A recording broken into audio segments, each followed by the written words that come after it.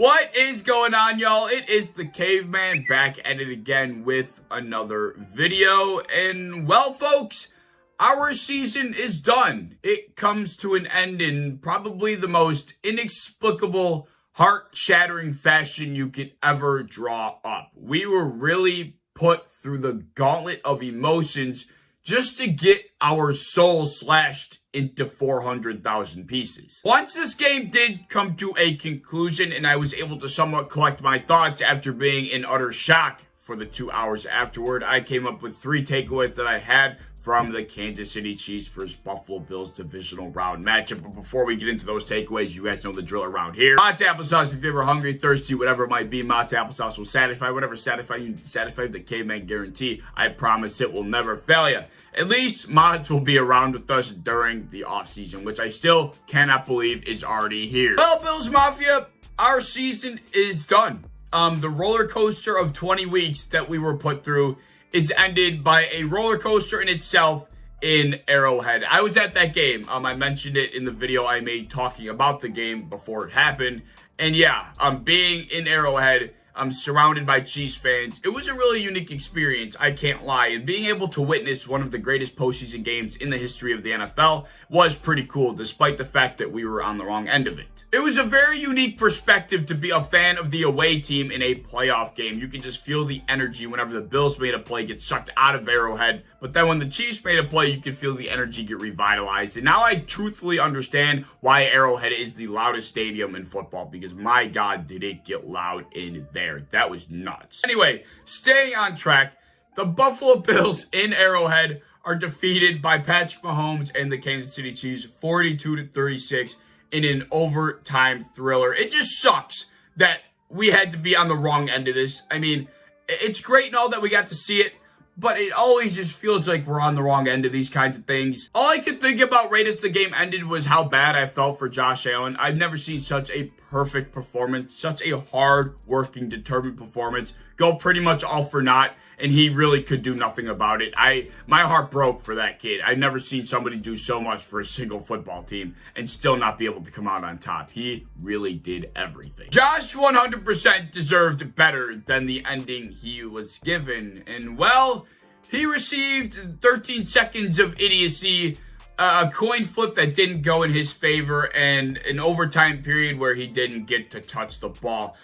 We all have talked about it over the last 48 hours. I don't want to beat the dead horse, all right? I have 3 takeaways that pertain to this game, but they're more about the bigger picture, right? I'm huge on taking a step back and looking at the broader perspective, and that's what I did, trying to avoid talking about the same old shit from the way that game ended. With that being said, here are my 3 takeaways from the Buffalo Bills Kansas City Chiefs divisional round matchup. Takeaway number 1.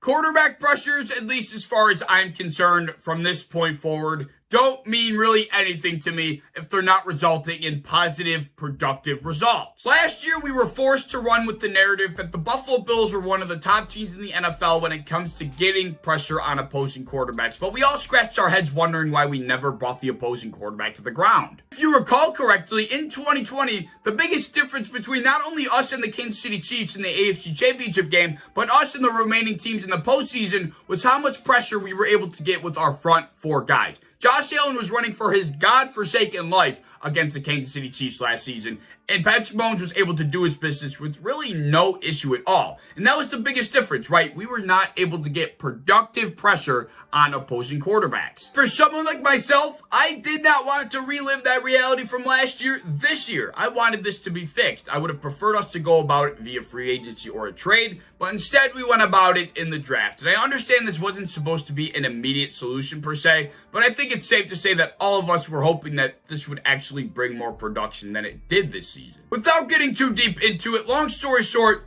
in the game against the Kansas City Chiefs this year in Arrowhead just a couple days ago, I thought our lacking ability to get quarterback pressure that actually produced in positive results for the Buffalo Bills defense was our biggest downfall. Patrick Mahomes was able to run rampant, was able to escape the pocket, was able to make plays way too often. Our coverage could only cover those guys for so long, and our pass rush just was not getting home as much as they needed to. After experiencing it all of last season, for that to be such a prominent issue in the biggest game of this season against the same exact team really rubbed me the wrong way. Meanwhile, oh my God, Melvin Ingram, who the Chiefs traded for at the trade deadline for a 6th-round pick, is torching our poor rookie right tackle. I mean, my God, we could have easily went out and got Melvin Ingram for a 5th-round pick or done anything to make sure that they didn't get their hands on him.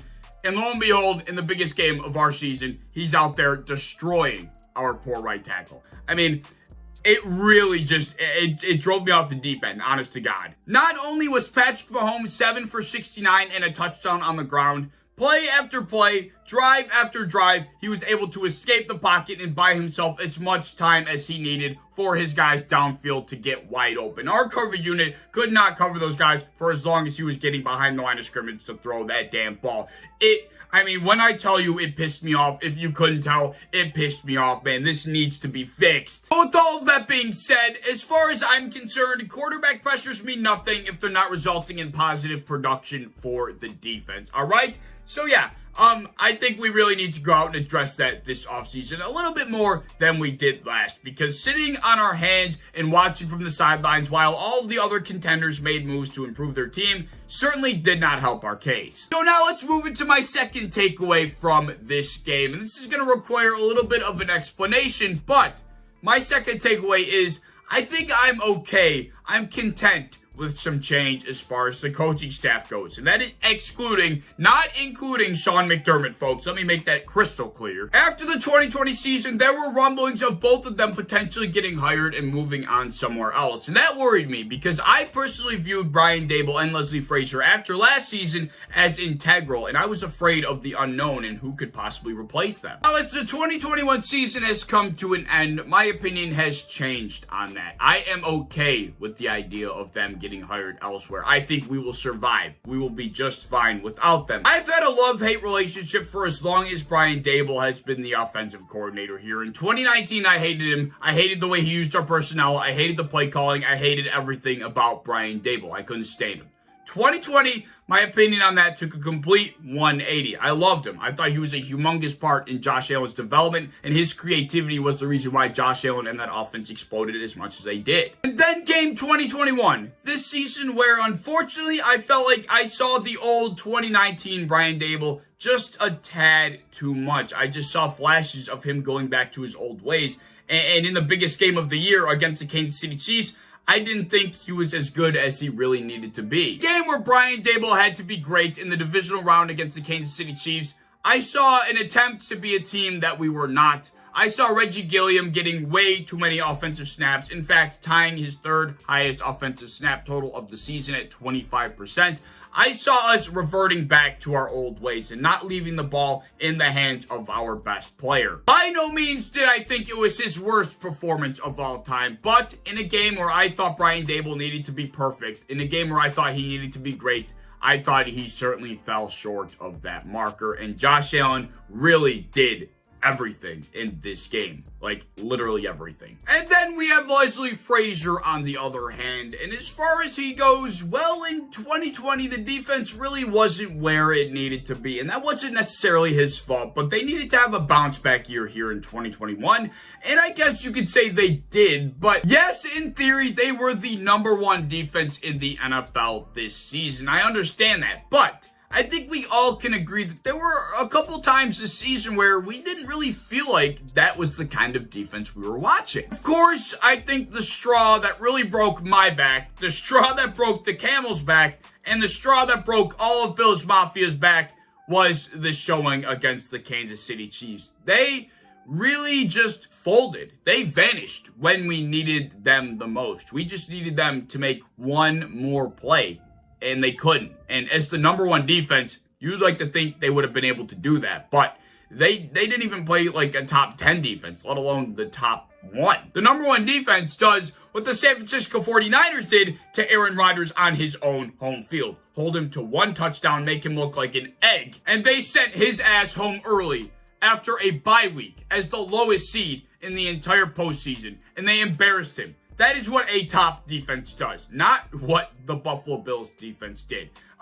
So yeah, for me, that is where I drew my final conclusion on Leslie Frazier. I like him. I do think he's an above average defensive coordinator, but after seeing the performance in the Chiefs game, I definitely would be okay with him moving on somewhere else. For my third and final takeaway of this video, this one is simple. This one doesn't really require an explanation, but at the end of the day, no matter how heartbreaking or soul-crushing that loss may be, we still have Josh Allen as our quarterback. And as long as that is the truth, we will always be in a football game. We will always be a top contending football team. We are one of the best teams in the NFL, just as long as Josh Allen is our quarterback. So yeah, despite how heartbreaking that loss might have been, at the end of the day, it could be worse. We have Josh Allen.